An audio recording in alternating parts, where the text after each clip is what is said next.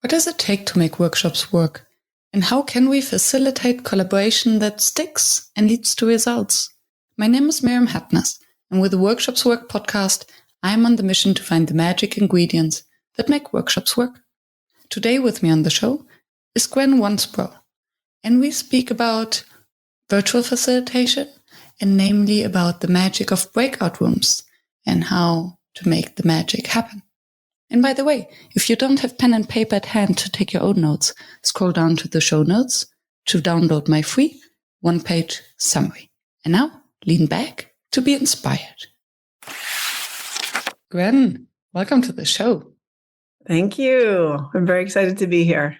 Yes. We have one official big topic that we want to discuss, breakout rooms. How come that I haven't discussed breakout rooms in a podcast episode yet? And you're curating a newsletter about facilitation. And I'm so excited to learn more about that and to learn about your learnings. So hopefully we'll cover both. Great. Yeah. And before all of that, and maybe we won't even get to that after the first question, happens sometimes. When did you start calling yourself a facilitator? Gosh, it's a great question because I think in my case, it was about 15 years ago and I was taking an executive education course. There was this international group that came together to learn about social entrepreneurship. And we were put into small groups. And as you do on these executive ed courses, we were analyzing a case study and we had to come up with ideas and solutions. And our conversation was kind of going in circles and we weren't really getting that far. So I just started asking some questions and tracking responses and connecting themes to what was coming up. And at the end, someone in the group said, thank goodness we've got a facilitator in the group. And it kind of struck me because I'd actually already been facilitating for about 5 years at that point. And I was in the process of learning facilitation, and I was learning facilitation from facilitators who were much more experienced than I was. And so I never dared to call myself a facilitator because I couldn't do what they could do. I just didn't see myself even in the same league as they were. So when this group member said that, I just thought, actually, yeah, you know what? I am a facilitator. Just won a title. Thank you for that. Nice. And yeah, what a wonderful moment to remember indeed. And I can imagine the pride. And I wonder, what was it that you thought back then that the facilitators who deserved the title were doing that you didn't? So what is it that facilitators do? Yeah. Well, these facilitators, I learned my facilitation in large part from an organization called Partners for Youth Empowerment. And these were facilitators who were very versed in group dynamics, and it was all in person back then, in facilitating large groups of people. They were people who were quite comfortable with performing. And so they had quite a large kind of presence in audiences. And I realized, it took me a long time to realize, my facilitation style was actually quite different to that. My facilitation style was more of a grounded facilitation style, more of a calm, kind of supportive presence. And so when I saw these facilitators who were just fabulous, I was so lucky that I learned from people. There's one of my facilitation mentors who's no longer with us, but Charlie Murphy, Peggy Taylor, who was the other co-founder of Pi, and just an extraordinary global network of facilitators who were extremely creative in their facilitation and were extraordinarily skilled at creating a safe space for exploration and creating the conditions for people to really examine their limiting beliefs. And for the most part, with that organization, we were working with youth. So with youth, and for the most part, with socially excluded young people. So these were teens who didn't necessarily automatically trust adults, to put it that way, who hadn't had very positive experiences, group experiences in schools and that kind of thing. And so what these facilitators did just an extraordinary job on was they deeply understood where these young people were coming from. And they met these young people where they were, rather than expecting these teenagers to do what they were expecting them to do, which I think is the experience of most young people, most children and young people, of adults kind of having this expectation of what they should be doing. So those two things, creating a really safe space for learning, meeting these young people where they are at, and then designing a process where there was a very gradual process of creating connection and creating bonds amongst the group to be able then to support each other in, moving through some of these like limiting beliefs and taking creative risks and creating a really safe environment for young people who, for example, had never written a poem before, to recite a poem that they had written themselves in front of their entire peer group. That's vulnerable. Yeah. Is this what you would call a creative risk? Yes. Yeah. That was what we would call a creative risk. I like the term. I've never heard it. Yeah. Yeah. It's very powerful. And that particular facilitation model is called creative facilitation. So it combines a lot of practices from the arts. So theater, creative writing, song, music, dance, and movement in a very accessible way and woven into the facilitation process. And so in that process, the facilitator's role, one of the facilitators' role is to encourage people to take creative risks, small creative risks, and then gradually turn up the heat. Beautiful. And this creates such a strong bond amongst the participants, because when we show our creative selves, we make ourselves vulnerable, the others see it, do the same, and then we're suddenly in the same boat. Absolutely. Yes. Beautiful. And it sounds as if many of these practices is what you would also do today with adults, I guess. So creating the container, meeting them where they are, increasing the risk and vulnerability slowly. And I would be curious, because you said that you would consider your facilitation style different, more grounded in presence. So what do you mean by that? Where is the difference? Yeah. So I just to clarify, a lot of those facilitators were also, not all of them were big performers, and a lot of them came from an arts background. So some of them did have that kind of that experience with performing. And so that came through in having that kind of high energy presence in a group. And others didn't come from the performing background, but they might have come from a creative writing background and combine the facilitation, which is maybe more of that kind of grounded, presence. But I guess what I was kind of referring to also was just, I think at the beginning of my facilitation journey, because those were my reference points, I thought that that's what all facilitation had to be. It had to be that high energy coming in, lots of laughter, lots of people, in just high vibration. And I realized it took me several years to realize that that's one style of facilitation. And there are many styles. In fact, there are probably as many styles of facilitation as there are facilitators. Maybe even more. And maybe even more. And it felt like actually a huge relief. And nobody had ever told me, oh, you have to be like this as a facilitator. I just assumed myself that was the case. And then it took me then receiving feedback about my facilitation. And a lot of the feedback was, oh, I really appreciated your, grounded presence. And I was like, oh, I always thought that was something that I kind of had to compensate for, in some other way that didn't necessarily always feel natural to me.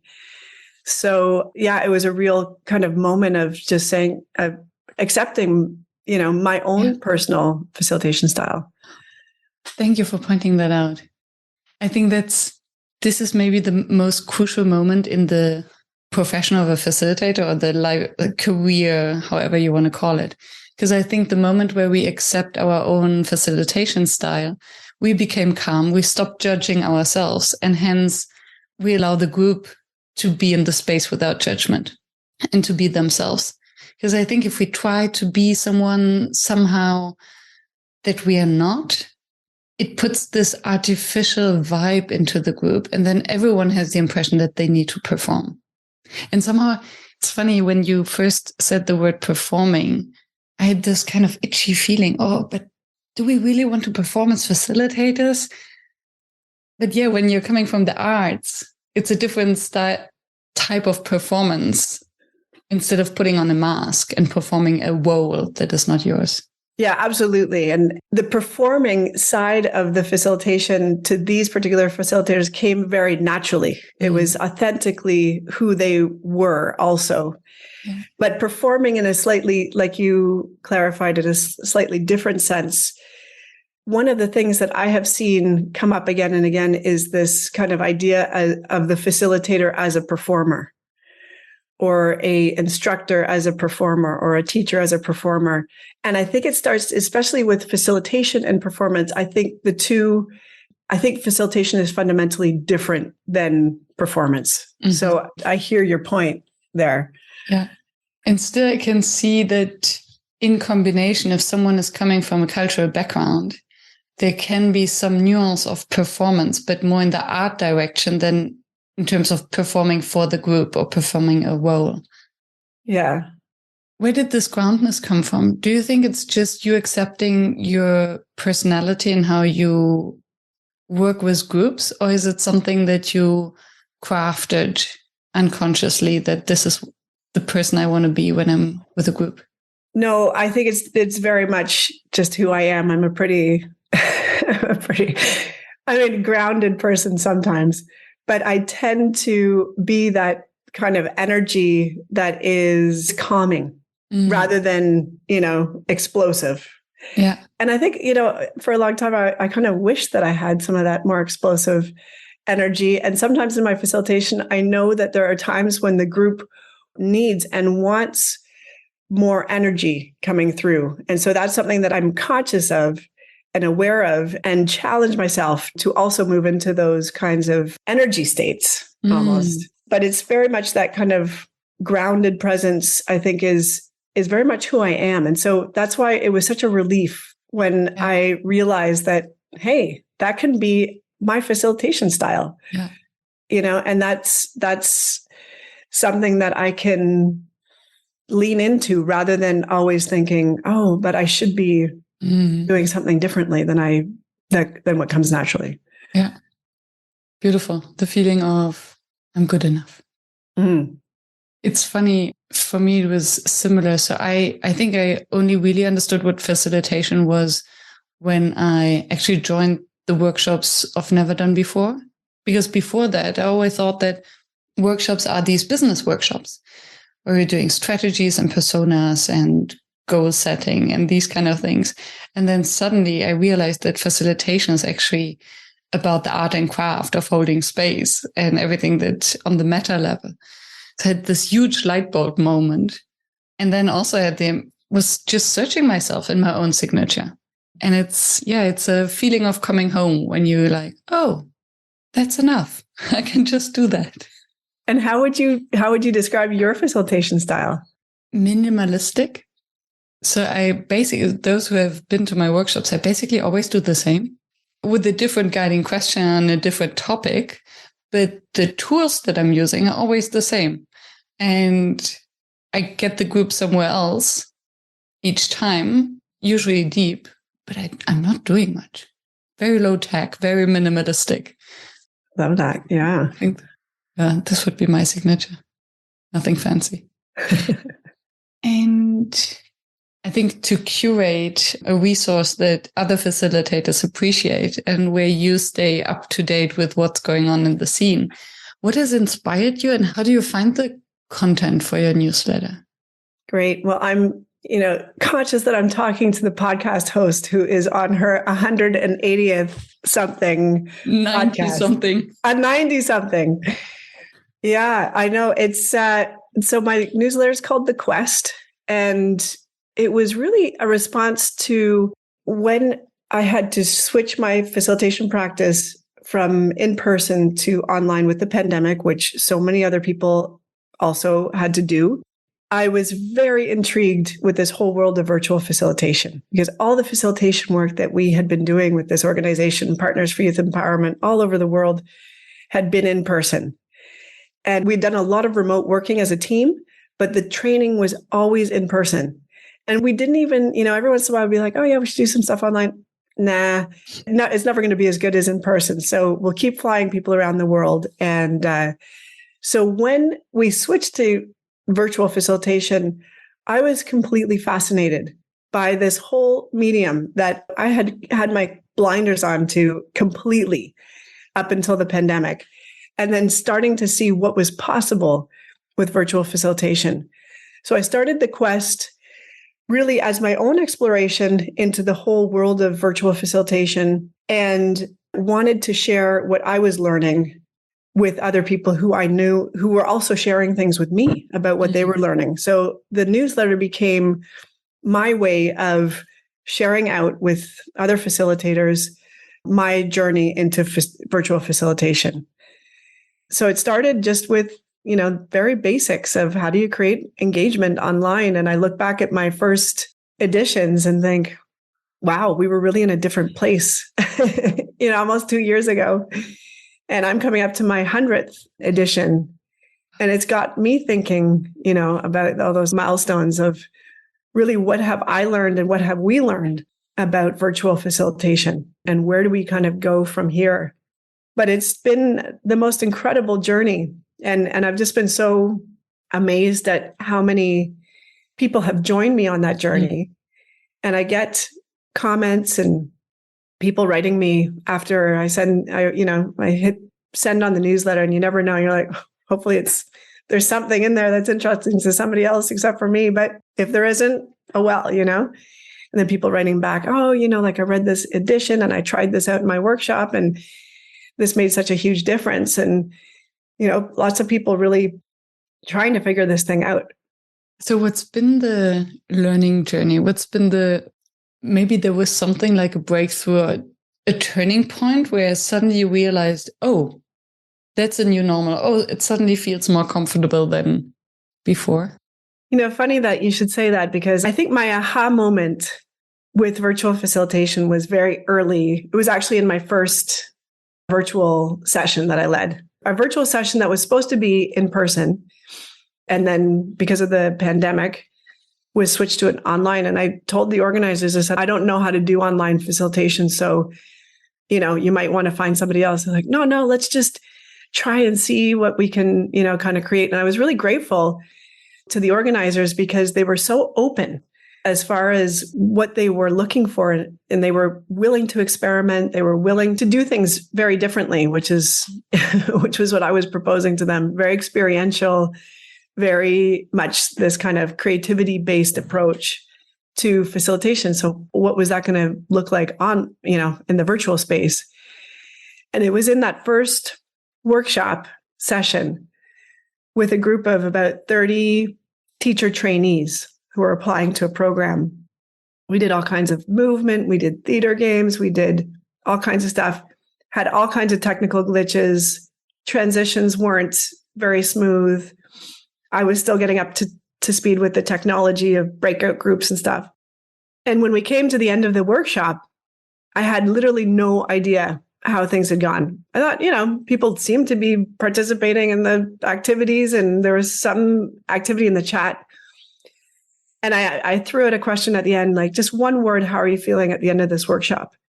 And very conscious that we were in Spain anyway, we were in lockdown. People hadn't left their homes for several weeks. Their whole lives had just been thrown upside down. These were teachers, on the front lines of everything that was happening. And when the responses started coming through, it was one word of connected, energized, empowered, inspired. And I was used to getting those kinds of responses in the in-person sessions. So it's quite normal. But in this online session, it was for me, seeing the cascade of responses was a real aha moment for me that it is possible to do deeply transformative and meaningful work online. And I think at that point, I said, I want to learn how to do this, and I want to learn how to do it well, and I want to learn with others as well. Yeah. And that's what kind of gave rise to the newsletter. And what is it that makes the difference? I think what makes the difference, this is actually one of the big learnings I think I've had over the course of writing the newsletter, is that really what makes the difference is when you design and lead a virtual session that's specifically designed for the way that we interact online. So there's a lot of in-person practices, some more sound than others, that we transferred online and got kind of so far as a natural response. And what I've learned over the course of leading virtual facilitation sessions, of researching, of all the newsletter episodes, is that it really comes down, we interact differently online than we do in person. And so understanding the specific ways that, we don't have the body language, we don't have the spontaneous opportunities to connect with each other. There isn't that kind of like chit chat at the beginning of a workshop that eases people in. You are just all of a sudden on a Zoom screen. Just the physicality of looking at a screen and the tax that has on your brain and your senses all combine to something that needs to be designed for differently. And so I think what really makes the difference is when facilitators understand that, virtual facilitators, I'm talking about virtual facilitation, and can design and facilitate specifically for that. So just to give you an example, the first 5 minutes of a Zoom call being so critical and crucial for so many different reasons. But a lot of that has to do with the experience of all of a sudden being on a Zoom screen with a whole bunch of other people. So as a facilitator, how can you make that into, what we would do in person as well, a threshold moment where you bring people in? People are coming from probably hours and hours of Zoom calls already. So they're exhausted.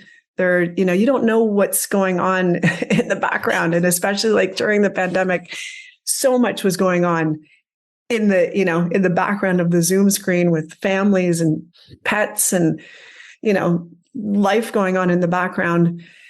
So to facilitate an experience where you, from the very, very get-go, help people to feel at ease, help people to start connecting with each other, and crucially, I think, get all the voices in the room from the very get-go, with a chat prompt or some kind of something that sets the stage for engagement.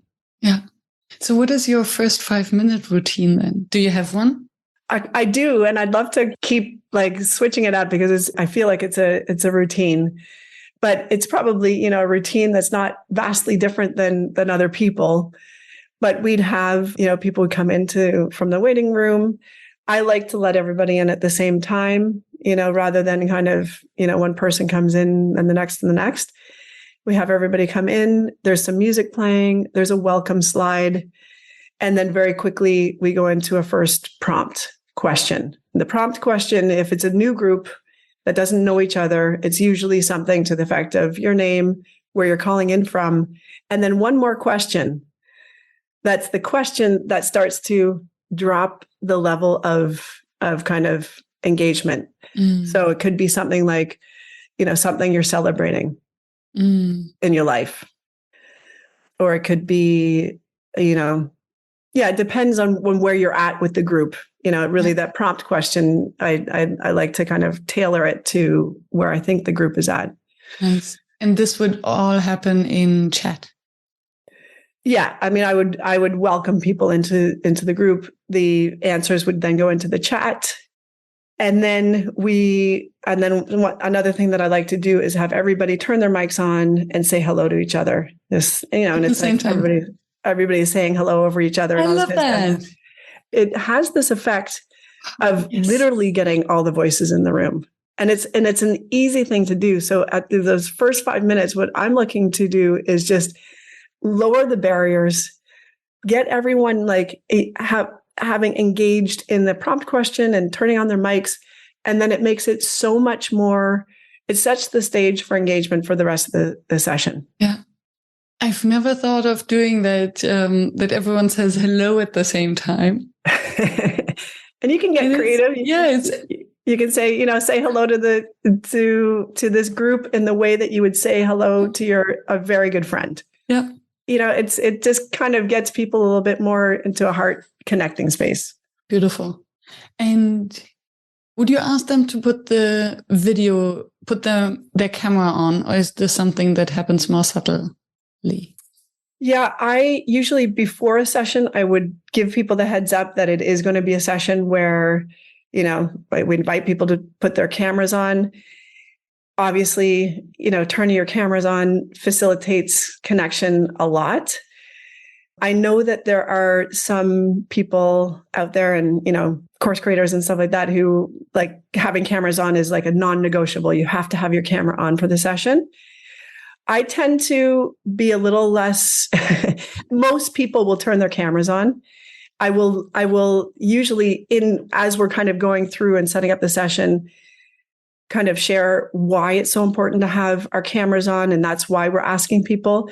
And if it's not possible, there's a lot of people who have joined my sessions who they're audio only, and they are participating in the same way that everybody else is. So it's a funny question that of the cameras on, because I think it's often also us as facilitators adjusting ourselves to facilitating a group who might be half cameras on, half audio, and maybe audio and cameras off, but they are there. Yeah. And somehow you have to bring them, along with you. Yes. And how we deal with this, with what is the narrative that we're putting on people who don't have the cameras on? Because as you say, there are millions of reasons they can be active. And then to what extent is it just our discomfort? Absolutely. Yeah. Love that. So what's your relationship with breakout rooms? I love breakout groups. I feel like that's one of the gifts that Zoom, in the case I mostly use Zoom, like Zoom has given us as virtual groups. So the short answer to that is that I love breakout groups. I will try to find opportunities for using them wherever I can. I often realize in feedback from people from virtual sessions, often, the things that they most value are the opportunities to connect with each other in the breakout groups. Although that's a bit hard for us facilitators sometimes to accept. It's the truth. No one will ever kind of complain that there weren't enough slides and there wasn't enough, content, but they will miss. That's so good. Yes. When there wasn't enough opportunity to connect with each other. And that's usually done in the breakout groups. Yeah. No one will ever complain about not enough slides. Thank you. Yes. Brilliant. So I'm 100% with you. I believe that this is where the magic happens. And still, there is this kind of fear, even after 2 years. And I thought that breakout rooms are quite standard. And I'm surprised that there are still many groups or many participants who've never been in a breakout room. Yes. That also surprises me. And I'm very surprised. What's your strategy to decreasing let's call it fear or discomfort of participants to join the first breakout room? And because it is very intimate, suddenly someone is as close as rarely they get. Maybe in Spain, they get as close in a conversation, but north of Spain, very rarely. Yeah. No, it's a great question because I have to, recognize my bias that I love breakout groups. I love this. If I'm a participant in a virtual session, when I go into a breakout group and I'm like waiting to see who's going to come into the breakout group, I'm always like, wow, it's like this surprise. And you're often in breakout groups with people from all over the world. And so I have to admit my bias there because I know that that's not the case for everybody. Some people do have a aversion to breakout groups because of probably, these kinds of experiences where, all of a sudden you're in a breakout group with somebody. Either you might not know why you're in a breakout group. You might not know what you're supposed to be doing. You might not have reached the level of comfort with the group yet to be, a breakout group of 2 is a very intimate experience. That all said, I certainly have heard from a lot of introverts that they really appreciate a first breakout group, especially when it's just a pair, because that can ease them into then a bigger breakout group and then into, whole group activities. So I think, I think I'm just kind of saying to myself now, there's lots of experiences that people have with these breakout groups, but I think the key to setting up successful and to really getting that magic in the breakout groups is in the setup. It's in the warm up. It's in what comes before the breakout group. So I kind of described the first 5 minutes of my session because I'm going to then go into activities that require people to participate, to engage, to try new things. But if I haven't set that up properly from the beginning, then there will be resistance, when it comes time to going into a breakout. Yeah. And I appreciate you naming the few reasons why they might feel aversion against the breakout room, not knowing why and what to do there. And I think it's one of the most awkward moments when that I recognize even as a participant, suddenly being in a breakout room with a stranger and so what are we supposed to talk about? And we are so used, I think, in the virtual space to receive permission or guidance in what to do that it feels so easy. Okay, I'm supposed to answer this question. I answer this question. But suddenly without guidance, it's like, okay, so what's your name and where are you calling in from? And if you're then not fortunate to be with the other facilitator, but maybe with someone who's more introverted or shy or doesn't know how to ask questions, can be, I wouldn't say traumatic, but a kind of a negative experience suddenly. Yeah, absolutely. And I think that's probably an experience that a lot of people have had, unfortunately. So it is, and sometimes like it's not being clear on what you're supposed to do, but sometimes it's also like the facilitators asked me to do this. I actually don't really want to do this. Let's just use this time to talk, Which is also fine, yeah. Yeah, which is also fine. Yeah, I think it's the setup, and then it's the setup of the breakout groups.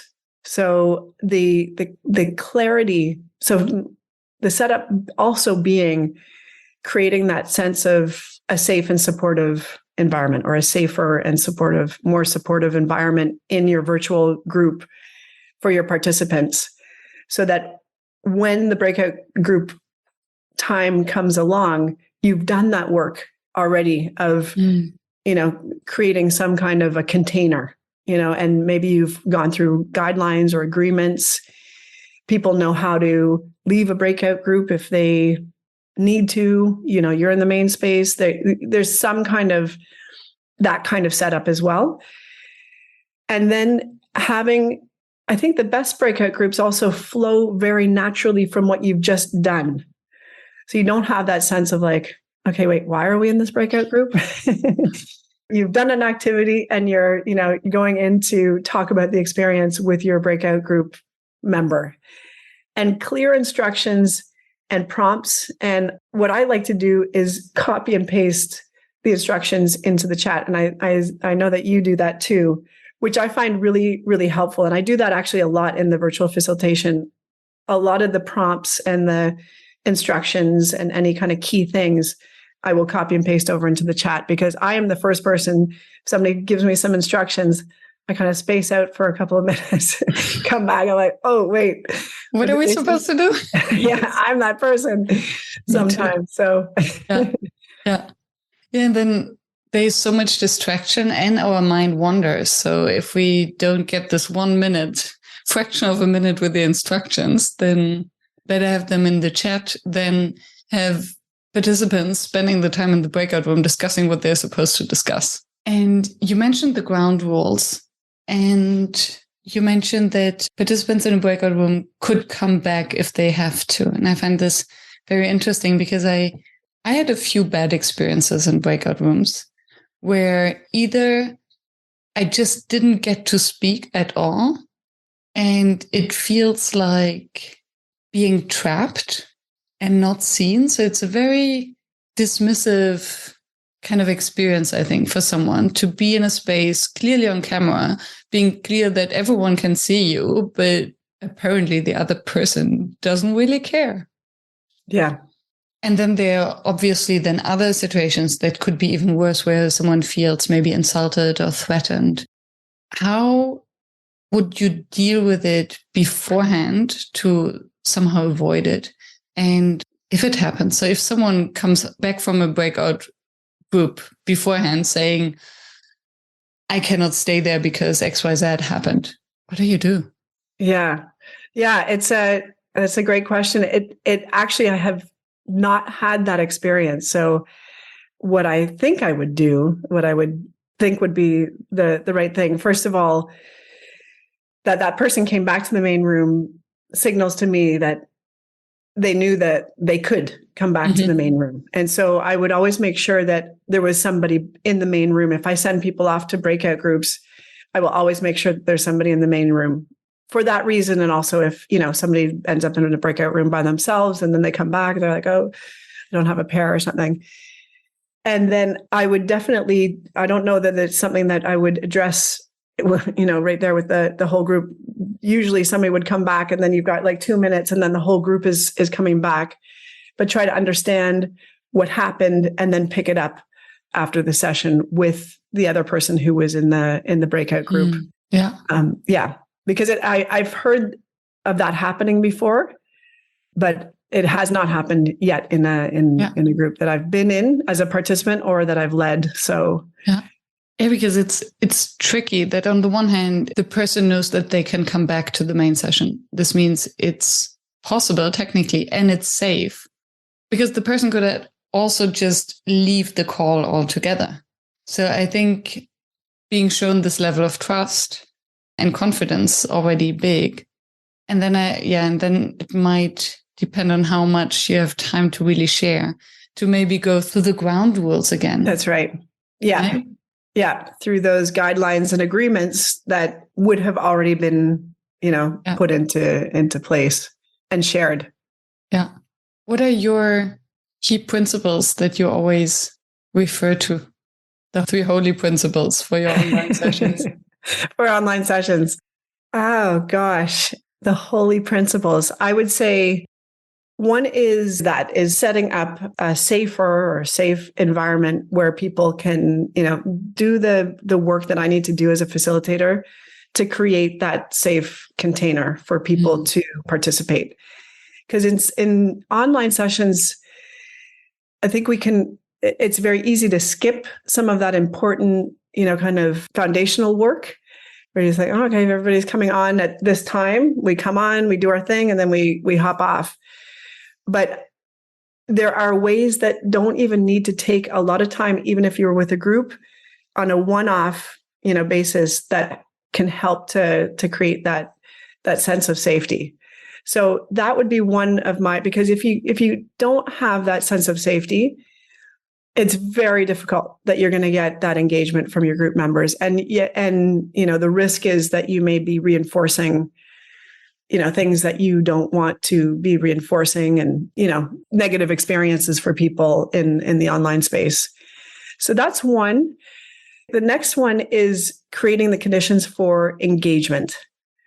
So a lot of the times I find, like, when facilitators ask, what do I do when I launch a question and all I hear is crickets, total silence, nobody's, responding to my question.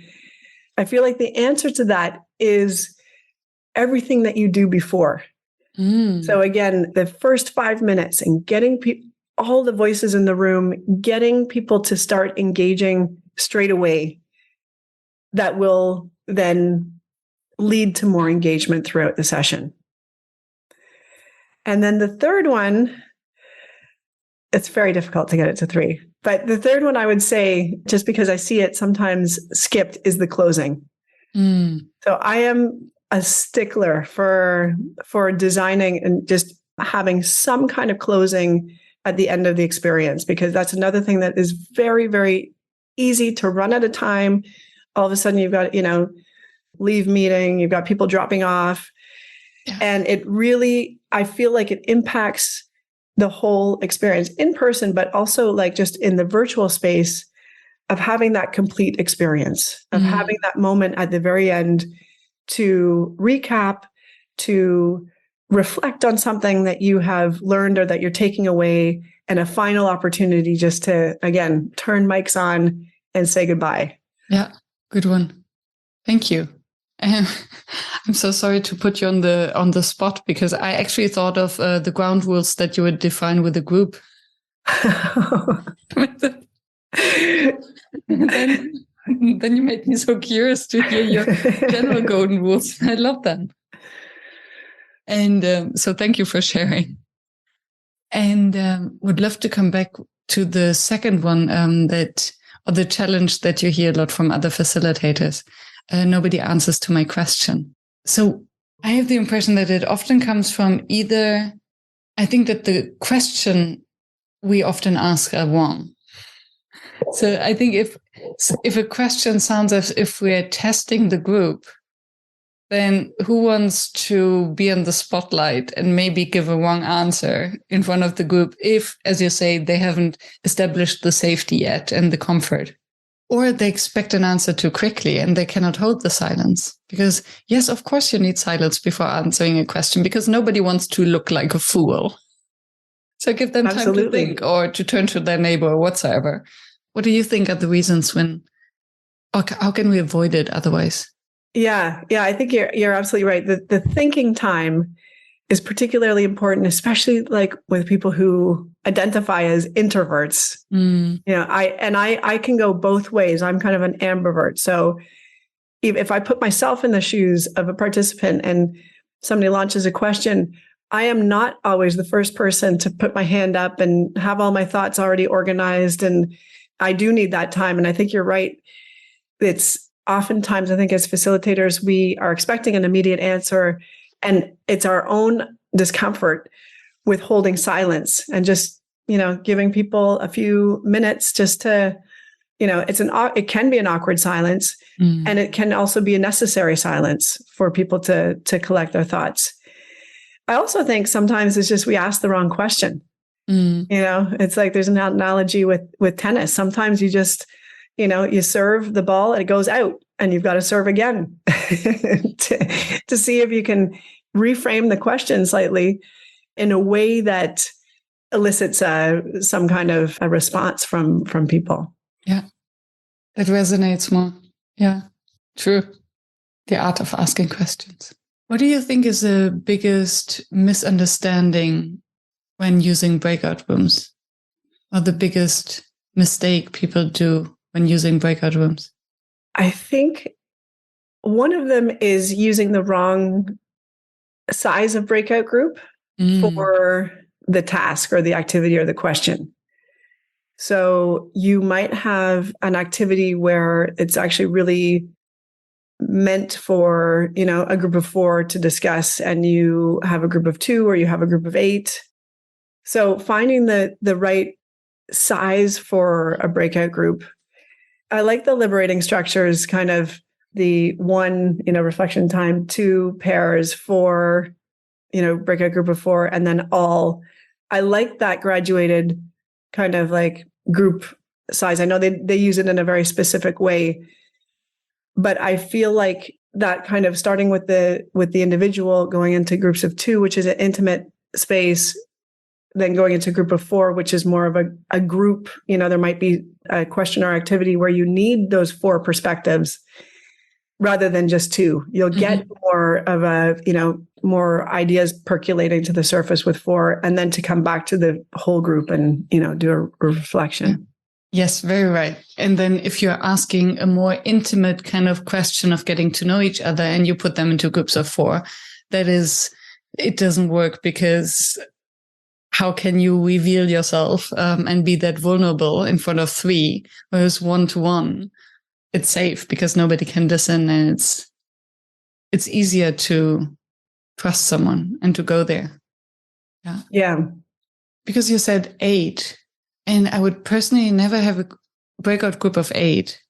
Can you think of a? Okay, you're shaking your head either. Yeah. I'm trying to think if I've ever actually been. I would never put people into a breakout group of 8 either, but I'm just trying to think of where that came from. I may have been in a breakout group of 8. Like maybe there was a big conference or something like that, and they kind of had these smaller groups. But yeah, I don't think 8 is. I agree with you. And I've been in breakout groups of 8 as a participant, and it's usually this: either there are 2 having a conversation, everyone else is doing either their audience or checking their emails. Yeah. Or there's one who actually facilitates the conversation. Yeah. Or a very, very particular flow of activity where it's tell a story one word at a time, just to make up one where it doesn't really matter how large the group is. But if you have 300 in a Zoom call, maybe a group of 8 is a good group size to do these kind of improv activities. Yeah. Yeah. Yeah, absolutely. But otherwise, yeah. Okay, I'm glad. How do you determine the timing of a breakout room? That's a really great question, because I think that, all truth be told, is something that I still struggle with, as to how much time is the right amount of time for certain breakout activities. So I would say anything less than 4 minutes, where you have like 2 minutes per person. I've tried that. And everybody always comes back and says, we didn't have enough time. We needed more time.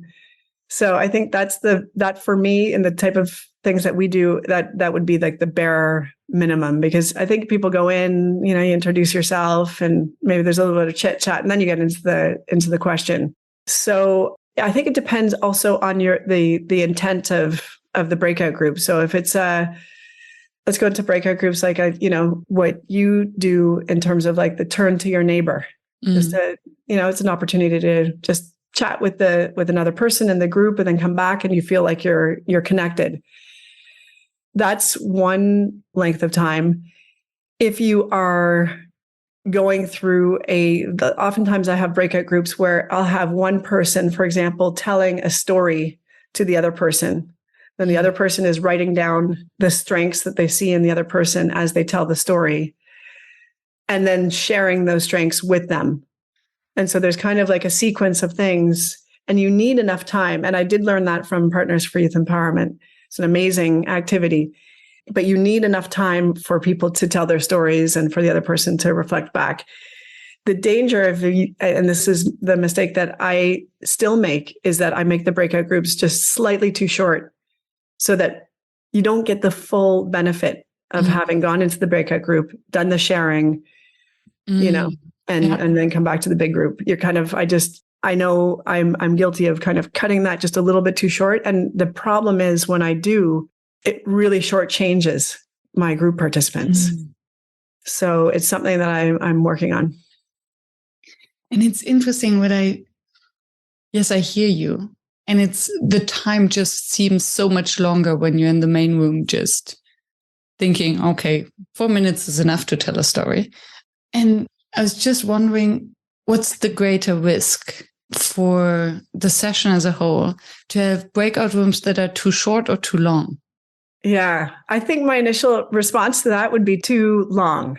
And that's why I err on the side of too short. Yeah. Because I always feel like we can kind of continue some of the sharing and the, group debrief.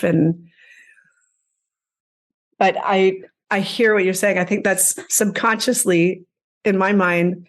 I'm also thinking, you don't want, a session where the breakout groups feel like they're too long and people are kind of like, oh gosh, now what do we talk about?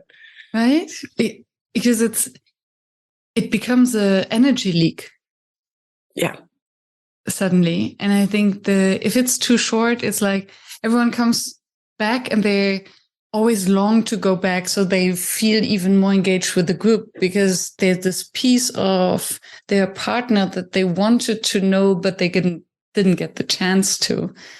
Whereas when it's too long, as you say, it's this, okay, so now what are we talking about? So yeah, so what else do you do? And Yeah. you really, I really need to go to a bio break or grab a coffee. And then suddenly with this kind of awkward energy, they're coming back in the main room. Yeah. And then you have to build it up again. Yeah. Yeah, absolutely. I think that's one of the other things, about virtual facilitation I'm so conscious of is that there are so many distractions.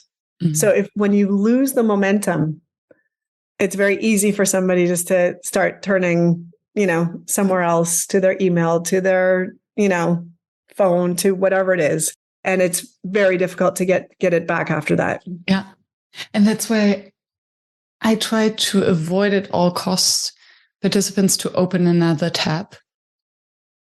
Because the moment where the video is gone, it's so easy to get into the rabbit hole.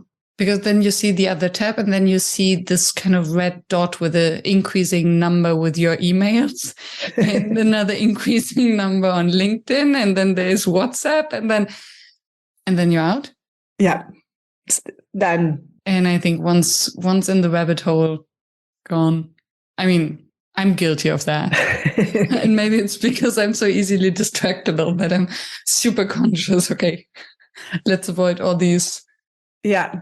No, but that's it. I mean, we are all super distractible, some more than others. But I think particularly when you're in front of your screen and you do have your everything there, you have your email, you have your LinkedIn, you have your Twitter, you have whatever you have, it's all there on your screen. So we are, as virtual facilitators, battling against a lot of distractions that can very easily, kind of come into play if the momentum isn't there, if people start feeling like I'm losing interest in what's being said or what's being done. So it's the facilitators, this is where the design of the session needs to be such that you are giving people good reasons to want to stay in the session, to want to do the activities that you're doing. If they don't feel like they are, then it's actually on you, the facilitator. Yeah. Good one. What's your little hack there in the workshop design? Well, there's a couple of hacks.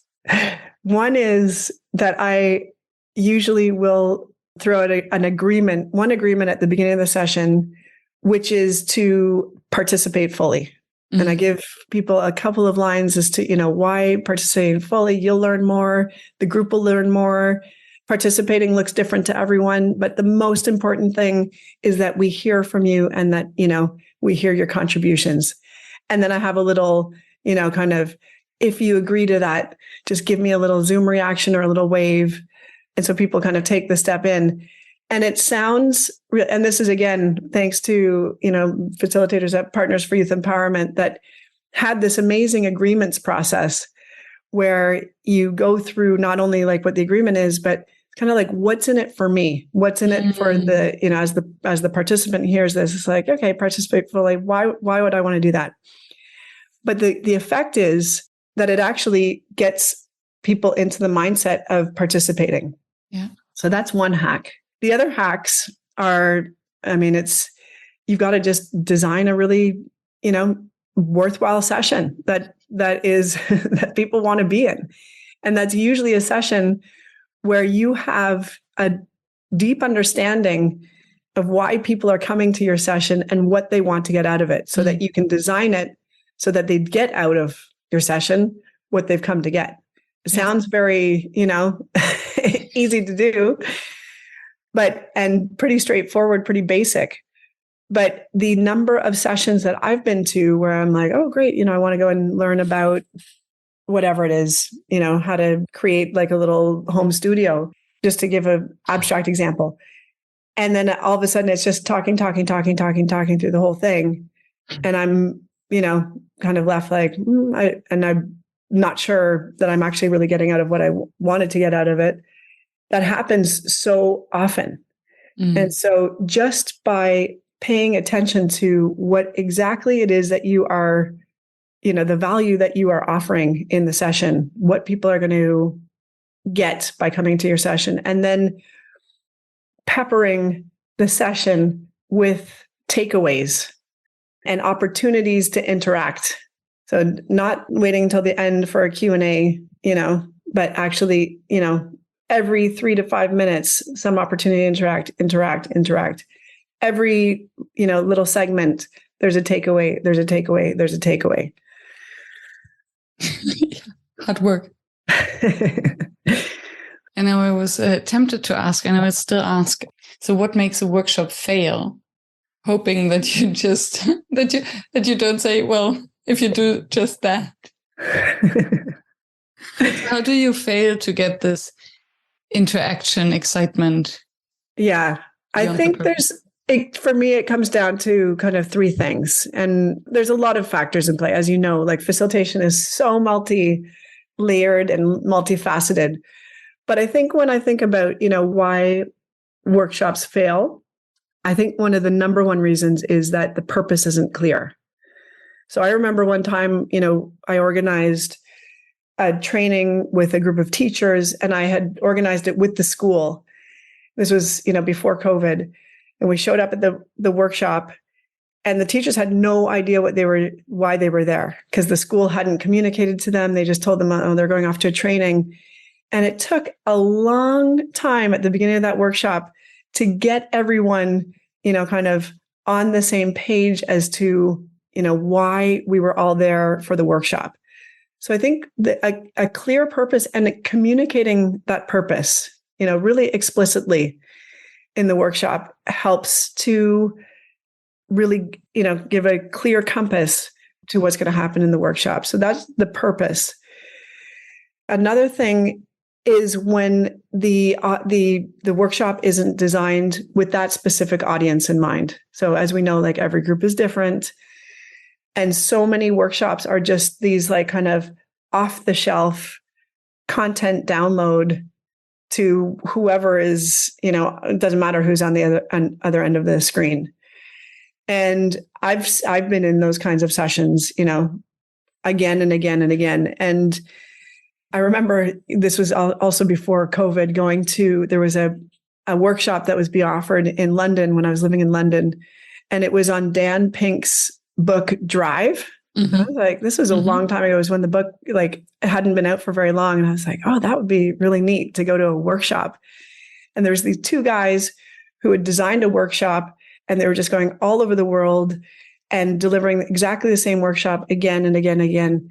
And it was so clear that they had no idea who was actually in their workshop room that day in London, that they were just delivering. It was just it could have been recorded. And let me quickly just zoom into this thing a little bit. How did you recognize? Because I guess they came from the US, and one might think, the US and the UK, maybe the audience is not that different, because in London there are as many foreigners, maybe as multicultural. So how did you know, and what would be the small things that you could do to save that?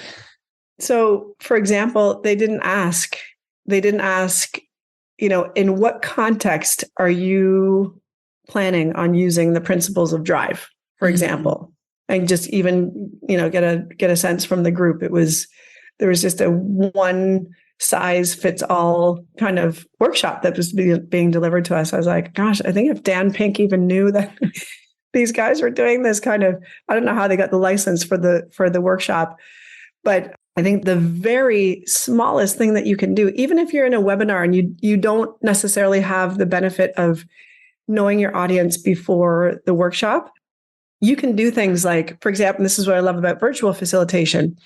You can do a quick poll. In what context do you use these kinds of tools? Or you can do a word cloud, or you can do something in the chat, or you can do something that kind of then reflects back. And then as the facilitator, you pick up on that information. Oh, great. We've got a group of teachers who are using it in the classroom. We've got team leaders who are using the skills with their teams, blah, blah, blah, blah, blah. What are the biggest challenges you face when you are, thinking about this topic? What words come up when you're thinking about this topic? Starting to get some information that then you can use and reflect back in the content that you deliver. Yes. And I wonder whether the worse than not asking is asking, but then not doing anything with the information. So I think if you don't have the capability to then integrate the information you received into your content and give example, oh, great, we have teachers here. So this is how you can apply the principles to your life at school and education. This is how you apply it to a business owner or a mom. If you don't have that, I think then rather don't ask it. I mean, it might be a failure in both, but at least you don't let your audience hang in there like, oh, you asked me something and now what? Yeah, absolutely. I definitely don't ask and then not do anything with the information. Mm-hmm. I'm trying to think of a situation where I wouldn't be able to do anything with the information, as a facilitator. As a facilitator of a workshop, if I was doing any kind of workshop and I was working with a group of people, I'd certainly want to have some of that information to be able then to say, to connect it to some of the content points. But yeah, and funny enough, I would think that this is why we enjoy our job so much, right? Because it's this unpredictable, unexpected input that we get, then, oh, now we can play with it. Exactly. Right? Exactly. And that's the difference. Mm-hmm. The difference between a lecture and facilitation is that you have that back and forth. It's, multidimensional. It's between you and the group. It's amongst the group members. And you're getting to a point you're getting to a destination that you wouldn't get to mm-hmm. if you weren't that particular facilitator in that particular group of people. Yeah. It's like a scripted theater play as opposed to improv theater. Yeah, exactly. A final question. This brings us full circle. In your introduction, you spoke about these facilitating transformative moments for your groups. This was your first learning in your first virtual workshop, if I remember correctly, that you said, this was my learning that you can do it. You can create these transformational moments. And I would be curious because in our exploration call, if I remember correctly, we also discussed about facilitating sustainable change for people. Yeah. And how can you create that if you're literally always in the same space? So I think in the physical space, when it's about transformation, when it's about change, when it's about breakthrough, we like to take groups to a different space just because there's different inputs and insights. How do you get this part of the spark into the Zoom space, especially when it's maybe a recurrent program where people come back over and over again to change, but they're always kind of stuck in the same place? Well, this is part of why I named my course, my online facilitation course, Breakthrough Facilitation. Because the intent with the course is, and part of my exploration into the world of virtual facilitation was like, how can we go even beyond just engagement? So how do I engage my groups? That's been the question, of the last kind of 2 years. I feel like there's even like a next step to that, which is let's go beyond engagement and to sparking these moments of breakthrough that lead to transformation. And again, this was the facilitation approach that Partners for Youth Empowerment used and based on kind of like transformative learning theory and experiential education, and a lot of these approaches that were getting to the point of having people, question limiting beliefs and open new possibilities. So in broad strokes, it is that, by creating a safe and supportive space, and then having things like, meaningful breakout groups and reflection time where you are able to uncover these kinds of limiting beliefs and mindsets to then be able to open new possibilities for yourself. That's kind of like the arc of it's quite a common arc in storytelling, in, transformative learning. And then I use it also in breakthrough facilitation. I think it's the design of the experience that makes the difference, because you are working within constraints. Mm-hmm. So I know lots of people who will say that you cannot do the same kind of work online as you can do in person. I think you can do different kinds of work, online and in person. And I think online you can do deeply transformative work. So you're working within different constraints. Like you said, I'm calling in from the same Zoom screen. You're in the same Zoom screen. I can't physically touch you. We're not in this physical same space. I cannot read your body language like I can read your body language in person. But you can design a learning experience where there is that safety and the safe container that's built up front, and then opportunities to be moving out of your comfort zone into your stretched zone and reflecting, moving into your stretched zone and reflecting, moving into your, into that stretched zone. And with your virtual group mates, through things like breakout groups, through whole group discussion, be able to have a facilitated discussion with these questions, these probing questions that go into, our values, our beliefs, our desires, to get to a point where that sparks a realization or an aha. So there's one activity that often leads to these kind of aha moments. And it's a very well-known activity.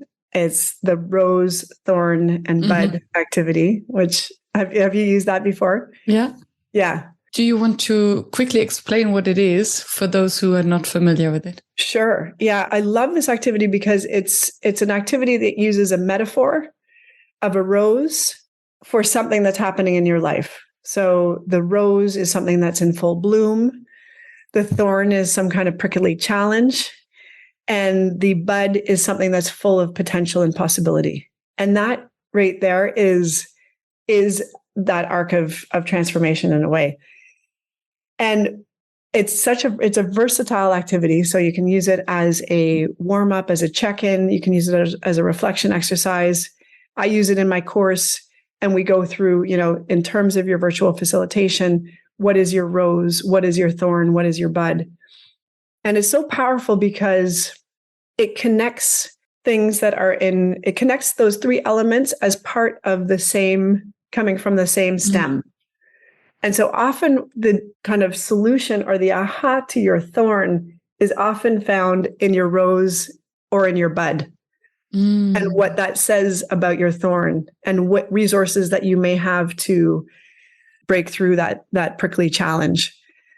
So it's designing things that create that space and it doesn't always happen, and this is the wonderful thing about facilitation, is that you are working in the unknown. You are, just because you do that exercise doesn't mean that everyone's going to have all of a sudden this epiphany moment, but you're creating the conditions for those kinds of shifts in beliefs and mindsets to happen. And that's where I know you've talked a lot before about behavior change.